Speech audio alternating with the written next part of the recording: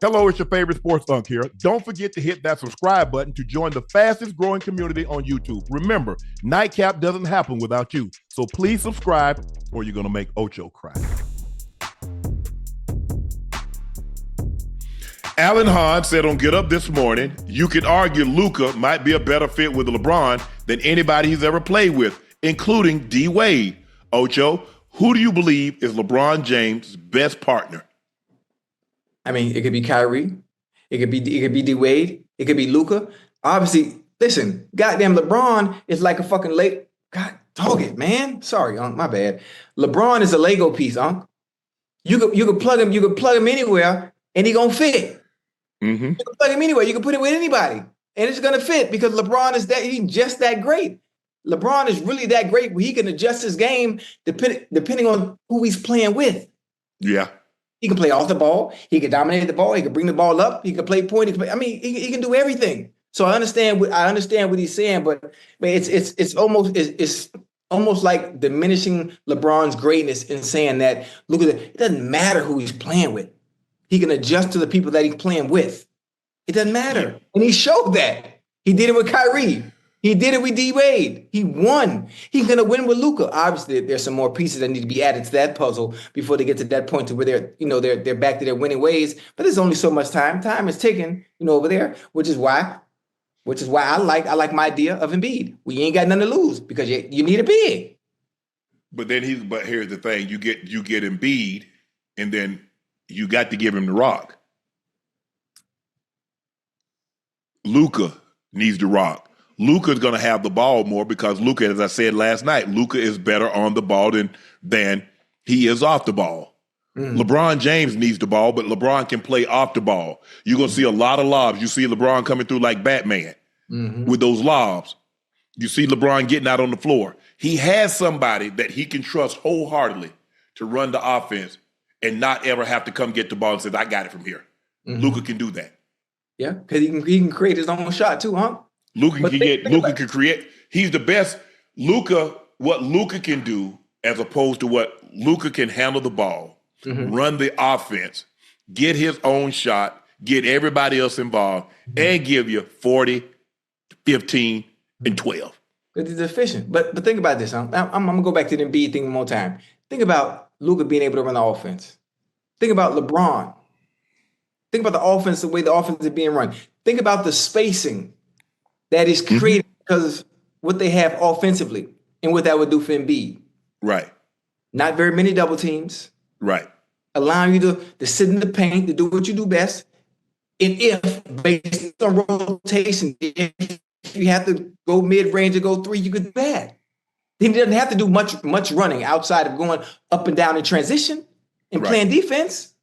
Well, see, you got to be careful, Ocho, because two things can be true. Luka might be the better player individually, but that don't mean that he's the best player with LeBron as a duo. Right. Because you take one person that can sing over here, another person that can sing over there, and bring them together, and you might not get that beautiful. You might not get Tina Marie and Rick James. You might not get Stephanie Mills and Teddy Pendergrass. You see what I'm saying, Ocho? You might not get Barry White and Lisa Stanfield. Now, Lisa Stanfield's not the best singer ever. Barry is Barry. But when you put them together, been around the world and y'all know what I'm talking about. As good as LeBron and Luka are, at least you're going to get Peebo Bryson and Roberto Flack.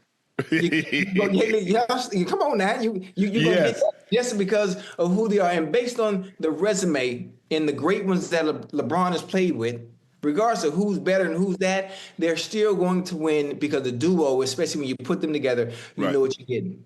We only got 4 games. Let's hold off before we say Luka and LeBron is the best. All the other duos, he won 2 championships with D Wade. He won a championship with Kyrie. He won a championship with AD. Let's wait more than a game or 4 games before we decide. Okay, we good. Oh, Snoop says, Luka, a Crip. Look at what he posted on IG, Ocho. Luka. Hey, who made that? Snoop. Who made that? As a matter of fact, rest in peace, Roberta Flack just passed this morning. Yeah. She was 88 years of age. Mm-hmm. So Killing Me Softly is one of her songs, remade it, I'll Be Sure. What you know about that? Once upon a time, Ocho, once upon a time. Yeah. This episode of Nightcap is brought to you by Cologuard, a non-invasive colon cancer screening test. Did you know colon cancer is considered one of the most preventable yet least prevented cancers? When caught in the early stages, colon cancer has a survival rate of 90%. So screening and early detections are key to reducing overall colon cancer deaths. That's why the American Cancer Society recommends that if you're at average risk, you begin screening for colon cancer at age 45. And a convenient way to do that is with Cologuard test. The Cologuard test allows you to be in control of your colon cancer screening through prescription-based tests delivered to your door with none of the prep that's required for a colonoscopy. No liquid prep, no days off, no invasive procedures. Plus, Cologuard test is affordable. Most insured patients pay $0, and a follow-up colonoscopy is needed after a positive Cologuard test. This is usually covered by insurance also. So if you're 45 years of older and at average risk, you can ask your healthcare provider about screening for colon cancer with the Cologuard test. You can also request a Cologuard prescription today at Cologuard.com/podcast. The Cologuard test is intended to screen adults 45 and older at average risk for colorectal cancer. Do not use Cologuard test if you have had adenomas, have inflammatory bowel disease, and certain hereditary syndromes, or personal or family history of colorectal cancer. The Cologuard test is not a replacement for colonoscopies. High-risk patients' Cologuard test in adults 45 to 49 is estimated based on a large clinical study of patients 50 and older. False positives and false negatives can occur. Cologuard is available by prescription only. All right, Ocho, the Sixers just suffered a 32-point home loss to the Bulls. They won with 5 minutes and 16 seconds left in the ball game. They trailed by 50 points, 136-86. After the game, head coach Nick Nurse just said the overall vibe was really poor from the start. Just didn't seem to be a lot of energy or life vibe tonight from our guys. Ocho, a 50, down by as many as 50. You end up losing by 32, 142 to 110. Chicago scored 39 in the first quarter, 36. So they had 75 at the half. They had 115 through 3 quarters, and then they cruised home with 27 points in the fourth. So 142 to 110. Paul George had 19. Yabusele had 0 points. Maxey had 13. Oubre had 19. Yeah, that was bad. I'm gonna blame it on you though, Unc. What that? I'm gonna blame it on you. The voodoo you put on them last night. The voodoo listen. I spoke highly of the Sixers, in trying to find a solution for the problem that is Embiid in his ailing knee. But you went in on them, and the fact that you went on them the way you did is the reason why they played the way they played tonight. And that's why the result is what it was. That's why they were trailing by 50 points.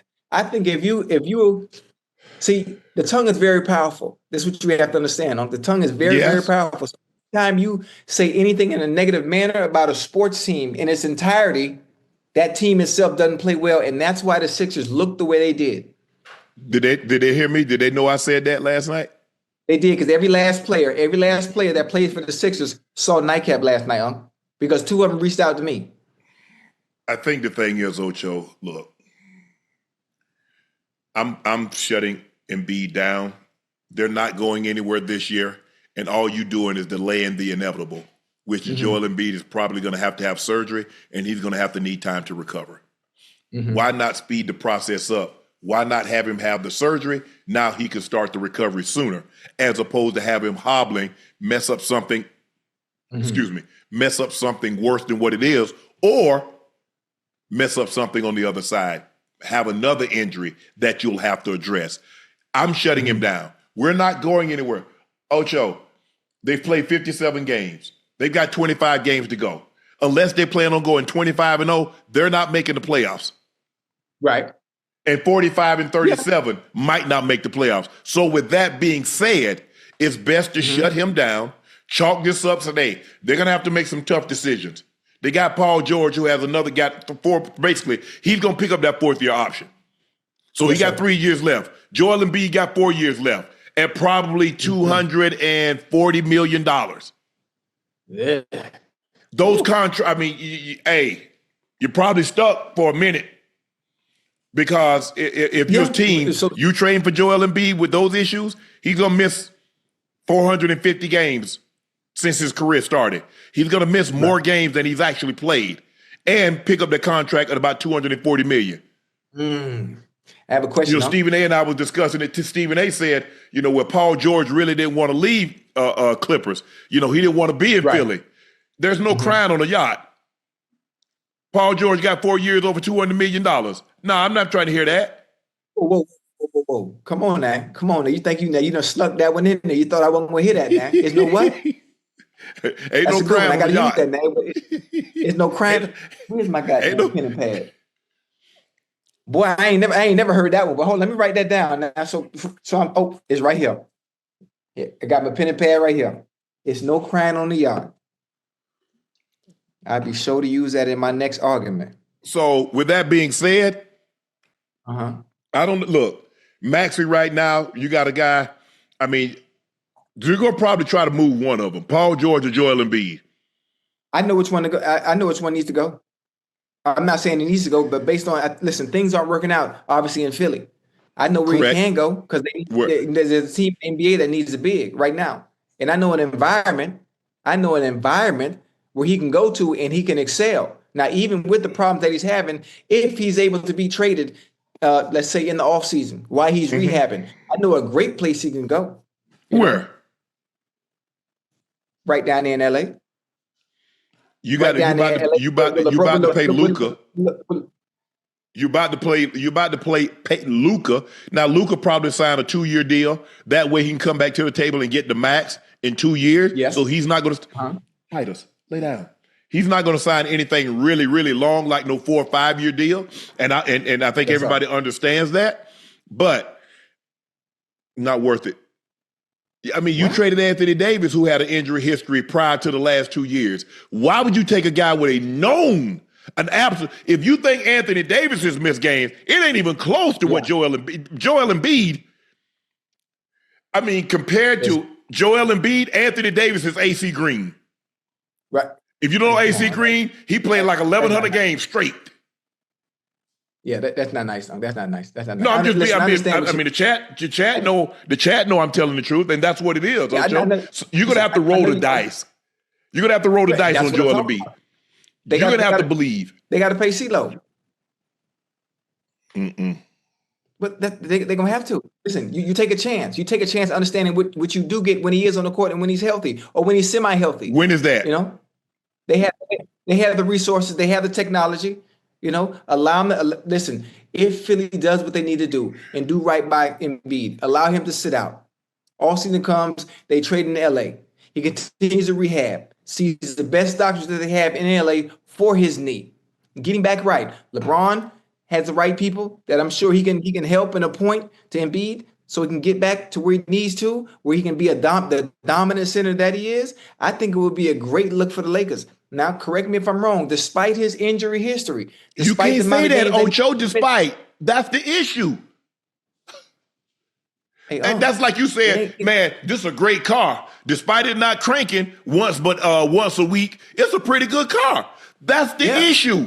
But I know what happened when I get that Joker cranked up. I know what. But what happens when you got to be somewhere and it doesn't crank, like the playoffs? Remember last year how he looked?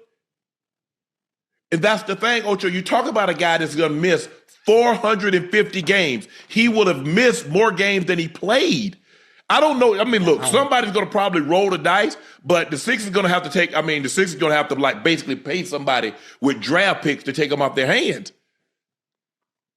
That's a lot of money over the next 4 years, Ocho, with his history. It's a lot of money, right? Yes. This is what I'm trying to do. I see the problem, huh? I see the problem. Everybody talks about the problem. I'm just the one trying to find a solution. The solution that I just came up with, it sounds right to me. And it's a chance that a team is going to have to take. They're going to have to. You're going to have to take it. What you going to do? What you going to do? Look, or we're going to keep talking, circling back to the same conversation every single year. Somebody has to take a chance on him. And I have a feeling. I don't know why. I have a feeling and I have an inclination that if he gets outside of the atmosphere in Philly, something's going to be different. I don't know what it may be. He just might need to change the scenery. I don't know. Yeah. Just like when Greg Oden got outside of Portland. His knees were bad. It didn't matter where you go. Unless he goes to the moon where that has no gravitational pull, it's going to be an issue. The problem is Daryl Morey gave him a contract when he didn't have to. He extended him when he didn't have to. Think about it, Ocho. He had 2 years left. The man limped into the playoffs. He was limping. And instead of requiring him to take time off and getting the knee fixed, they let him go to the Olympics. He came back from the Olympics. He was in worse shape than he was then when he left. So now I'm paying you. Unless the the USC, the USOC, the men's basketball team was paying, Joel Embiid would not have played in that game because his obligation is to the 76ers organization because that's who's paying your salary. Mm-hmm. So this notion that, and I understand Joel Embiid because America has done so much for he and his family and has given him generational wealth for as long as his kids. Yes, sir. But no, Ocho, they saw him injured last year. At some point in time, I've got to put my foot down. You make the best decision for your kids. Even though they think they know best, no, I'm going to make this decision. The 76ers should have made the decision. Unfortunately, Joel Embiid, we're not going to be able to allow you to play. Because what have they gotten him, Ocho? This year is gone. This year is wasted, gone. They ain't getting this back. And guess what next year, Ocho? He'll be a year older with another surgery on that knee. Listen, I tried. I just thought I thought about the best scenario. Obviously, the chat doesn't like it. You don't like it. Probably other people that are NBA advocates and enthusiasts of the game of basketball, they probably don't like it either. But I just know, from my knowledge of watching Embiid play, when he's on the court, I know what you get. I remember I was courtside. Remember I was courtside for the one Philly game I went to? Do you remember what he scored? Yes. 70 ball. Mm-hmm. I seen it with my own eyes, in person. Unbelievable. In the post, mid-range, putting the ball on the floor, three-pointers. I seen him dominate a game. And that was my first and only 76ers game I've been to, which is why I'm advocating for him, But obviously, those with a little bit more knowledge of the game, especially you and especially those in the chat, I understand. I understand the injury history, but sometimes a change of scenery could do wonders. Sometimes, No, that's with an attitude. That's with attitude. They ain't with the injury history. But we'll see.